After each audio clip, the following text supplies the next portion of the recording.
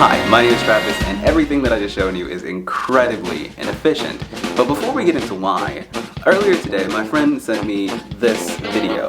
It's of Edinburgh, Scotland, and videos like this get really popular on the internet all the time.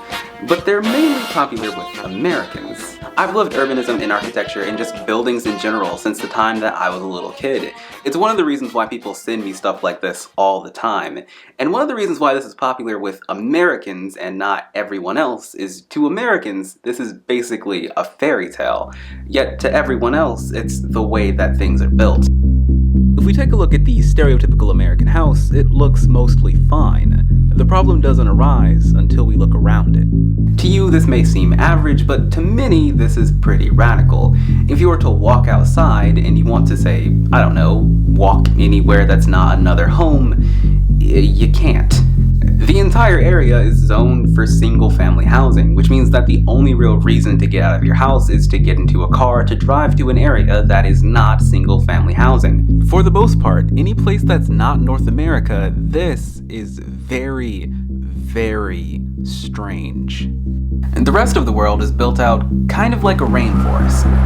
Trees in a rainforest can do well because there are other animals. There are bees and hummingbirds to pollinate them, and then there are funguses like mushrooms breaking down other animals into fertilizers that the tree then uses. The same way that a tree benefits by having bees and hummingbirds around, the people in a neighborhood benefit by having grocery stores and bookstores and cafes.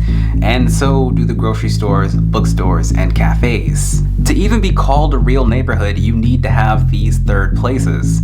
Thus, most Americans don't live in neighborhoods, they just live in suburban sprawl. Now imagine if you tore down all of that biodiversity, all of those many species which depend on each other, and you replaced it with a lawn and then threw some single-family homes on top.